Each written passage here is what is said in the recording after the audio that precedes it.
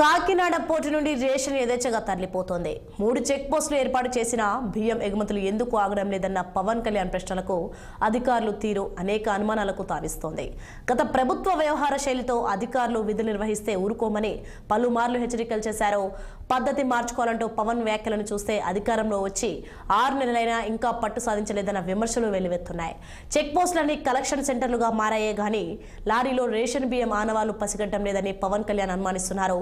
దీనిపై మరింత సమాచారం మా ప్రతినిధి దుర్రాని అందిస్తారు. రేషన్ బియ్యం పక్కదారి పడుతుందని, విదేశాలకు అక్రమంగా ఎగుమతి అవుతుందంటూ ప్రభుత్వం అనేక కేసులు, అంటే సిఐడి కేసు మొదలు అనేక కేసులు 6A పాటు ఇతరత్ర అనేక కేసులు నమోదు చేస్తున్నా సరే పోలీసులు ఆయా స్టేషన్ల పరిధిలోని పోలీసులు స్వయంగా గోడౌన్లకు కానీ వివిధ బృందాలుగా ఏర్పడి తనిఖీలు చేస్తున్నా ఏ ఒక్క దొంగ ఇప్పటికి బయట రాలేదు. దీనికి కారణం అయితే గనక పలు విధాలుగా చెప్పుకోవచ్చు. ముఖ్యంగా ఉప ముఖ్యమంత్రి పవన్ కళ్యాణ్ నోటి అంటే అయితే అధికారులు సహకరించట్లేదని, అధికారులు మారాలంటూ ఆయన పదే చెప్తున్నారు. అలాగే ఎవరైతే అక్రమంగా ఎగుమతి చేస్తున్నారో, అక్రమ వ్యాపారస్తులు ఉన్నారో, అలాగే అక్రమం అన్న బియ్యం కనబడితే పీడీ యాక్ట్ నమోదు చేస్తామంటూ పదే తిప్పుతున్నారు.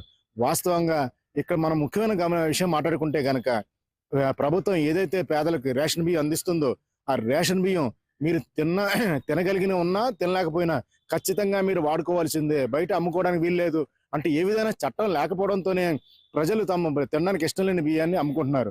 ఇక్కడ వాస్తవంగా ఇంకో విషయం చెప్పాలంటే ఇక్కడ నుంచి ఎగుమతి అవుతున్న అంటే పేదలు చాలా మటుకు ఈ బియ్యాన్ని తాము తినలేని పరిస్థితుల్లో అమ్ముకుంటున్నారు.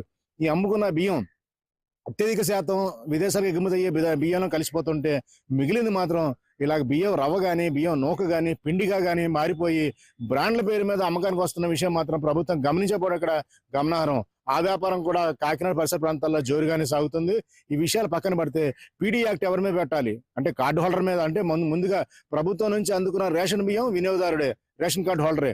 రేషన్ కార్డు హోల్డర్ దగ్గర నుంచి పీడీ యాక్ట్ మొదలు పెడితే ఏ విధంగా చర్యలు తీసుకునే అవకాశాలు ఉంటాయి? ఇప్పటికే ప్రభుత్వం ఇన్ని వారాలు గడుస్తున్నా సరే ఏ ఒక్కరిని పట్టుకోలేకపోవడం కానీ నియంత్రణ కానీ చేయలేకపోతుంది. పవన్ కళ్యాణ్ ఉప ముఖ్యమంత్రి పవన్ కళ్యాణ్ అన్నట్టుగా 3 చెక్ పోస్టులు ఏర్పాటు చేసినా ఇక్కడ నియంత్రణ జరగట్లేదు అంటే చెక్ పోస్టులు చేసే దగ్గర ఉండేది కేవలం ఒప్పంద కార్మికులు, నామమాత్రపు అధికారులు. వారు కూడా తమకు అందిన బస్తాలు తనిఖీ చేస్తున్నారు తప్పించి లోపలికంటా జరగడం లేదు.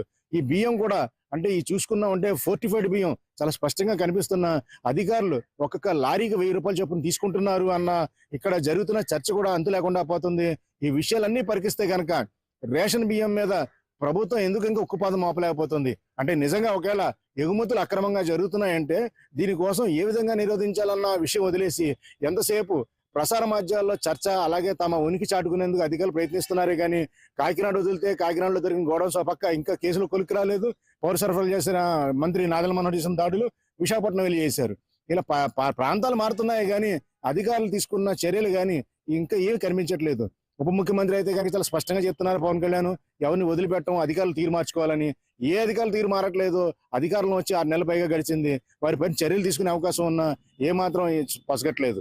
ప్రస్తుతం అయితే కొత్త విషయాలు, వాస్తవాలు వెలుగులోకి వస్తున్నా ప్రభుత్వం ఎందుకు వెనకడుగేస్తుంది? ఖచ్చితంగా చర్యలు తీసుకునే అవకాశం ఉన్నా బియ్యం దొంగలు ఉన్నారంటూ కాకినాడ పోర్టు పరువు తీసే ప్రయత్నాలు జరుగుతున్నాయి కానీ నిర్దిష్టంగా చర్యలు తీసుకోవడం ద్వారా ఈ దొంగలను కానీ అక్రమార్కులు కానీ నిరోధించే అవకాశాలు ఉంటాయి. వీటిపైన ప్రభుత్వం చిత్తశుద్ధిగా వ్యవహరిస్తే పెద్ద రేషన్ బియ్యం ఎగుమతులను ఆపడం మీద కష్టమేమీ కాదు. మూలాల్లోకి వెళ్ళడం మొదలు దీనికోసం సరైన విధానం అమలు చేయడం ఒక్కటే దీనికి పరిష్కారాన్ని మార్గంగా మనం చెప్పుకోవచ్చు. వీడియో జర్నలిస్ట్ చిన్నితో నదీం కందురాని, కాకినాడ. రాష్ట్ర ప్రజలకు సంక్షేమ ఫలాలు అందించే దిశగా